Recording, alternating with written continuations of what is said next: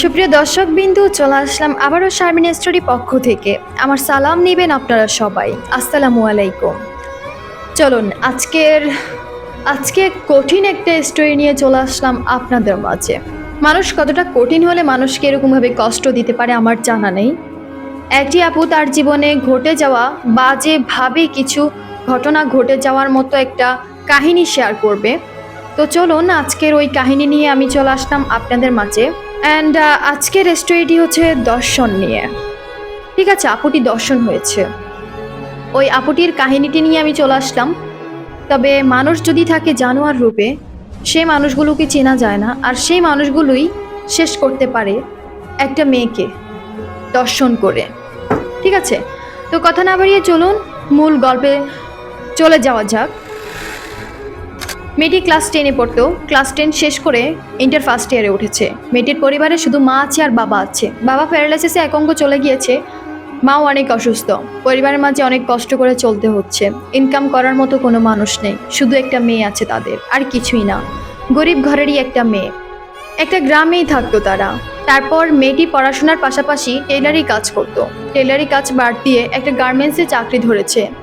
আর জানেনই তো, আমাদের বাংলাদেশে কোনো পড়ালেখা করলেও ভালো একটা চাকরি পাওয়া যায় না। এটা হচ্ছে সবচেয়ে বড় আফসোস। আমি একটা গার্মেন্টসে চাকরি ধরেছি। গার্মেন্টসের চাকরিটা আমার কাছে খুব ভালোই লাগতেছিল। ডিউটি অনেক, টাকাও অনেক, এই কারণেই ভালো লাগতেছিল।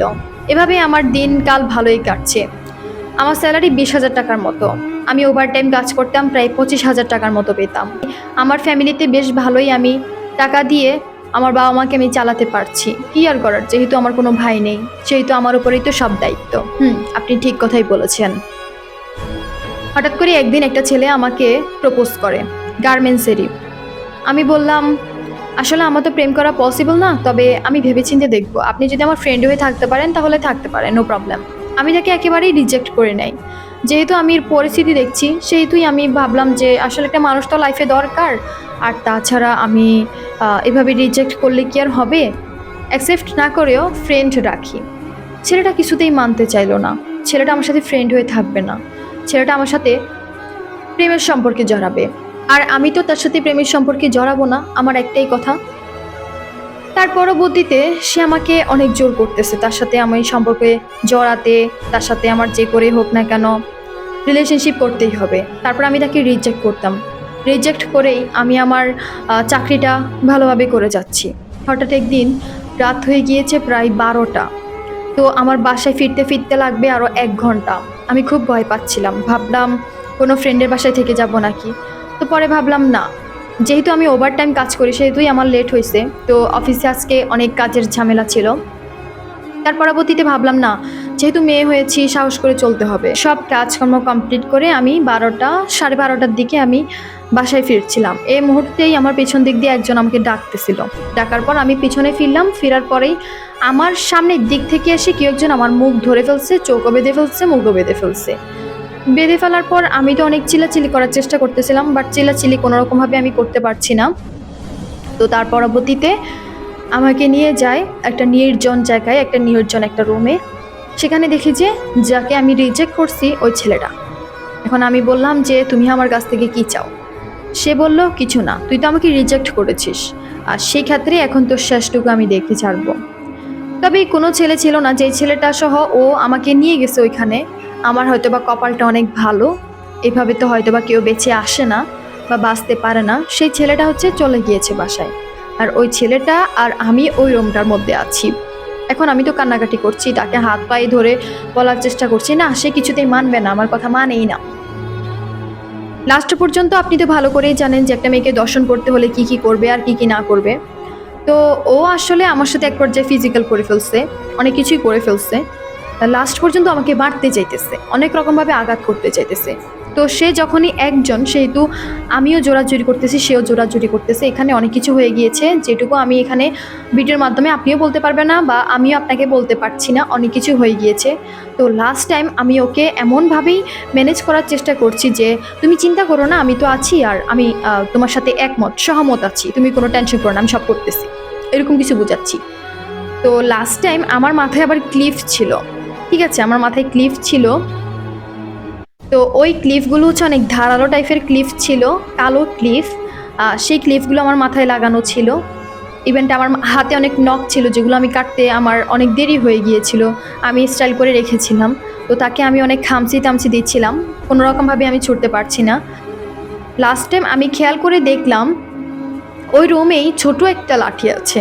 এখন আমার প্ল্যান হচ্ছে ওই লাঠি দিয়ে তাকে আমি আঘাত করব, কিন্তু সে কিন্তু আমাকে ওই লাঠি দিয়ে আঘাত করার জন্য ওই লাঠিটা ওখানে রেখেছে, ঠিক আছে।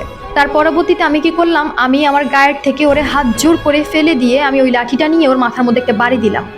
বাড়ি দেওয়ার পর আপু জানেনই তো, ছেলে মানুষের অনেক থাকে শক্তি, মেয়ে মানুষের শক্তি কম থাকে। তার পরবর্তীতে ও আমারে অনেক মারছে, আমিও ওরে মারছি, এটা সত্যি কথা। আমি ওরে ছাড়ি নাই। তো লাস্ট টাইম আসলে আল্লাহর কি একটা হুকুম, সেখান থেকে আমি বেঁচে ফিরতে পারছি। ওখান থেকেই আমি আমার ব্যাগ নিয়ে, ওড়না নিয়ে, সব কিছু নিয়ে দৌড়াতে দৌড়াতে আসছি। যদিও আমার জামা ছিঁড়ে ফেলছে, আমার ওড়না পর্যন্ত ছিঁড়ে ফেলছে, ছিঁড়া সব কিছু নিয়ে আমি দৌড়াতে দৌড়াতে বাসে আসছি। এক ধরনের দর্শন হয়ে গেলাম ওখানে। ওই স্মৃতিটুকু আজও আমি ভুলতে পারি না আপু। তার পরবর্তীতে বাসে আসার পর আমার বাবা মা অনেক কান্নাকাটি করছে। তারপর আমার মাটাকে নিয়ে আমি আহ, এটার একটা মামলা করলাম ওই ছেলেটার নামে। ওই ছেলেটার আমি আবার নাম জানি, যাই হোক ভিডিওতে আমি কিছু উল্লেখ করব না।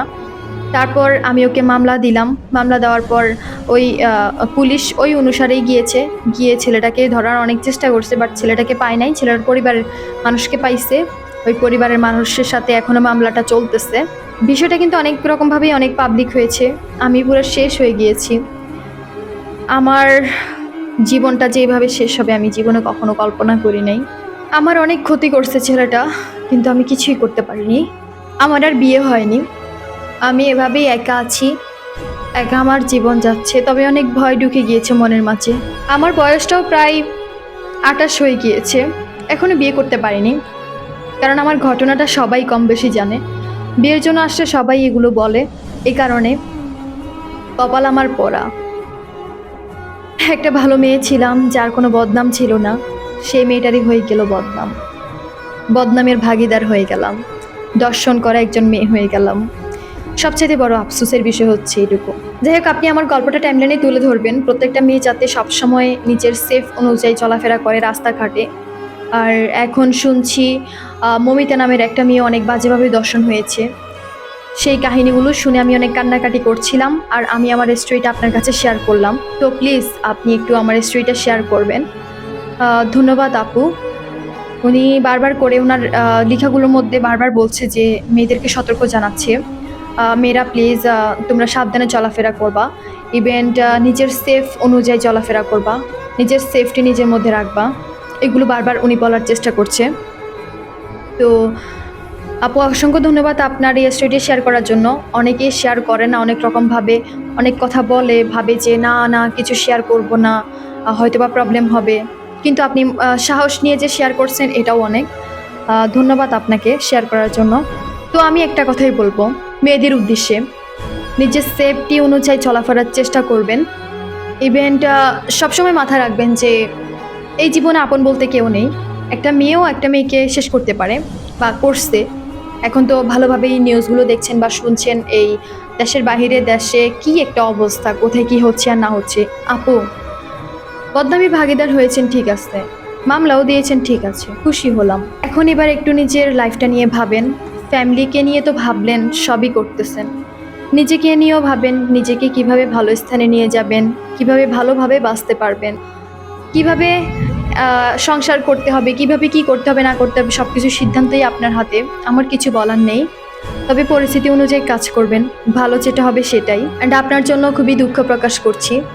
ভালো থাকবেন, সুস্থ থাকবেন আপনি আপনার পরিবারকে নিয়ে। এই যে নিজ জাফরগুলোর জন্য আমার আর কোনো কিছু বলার নাই।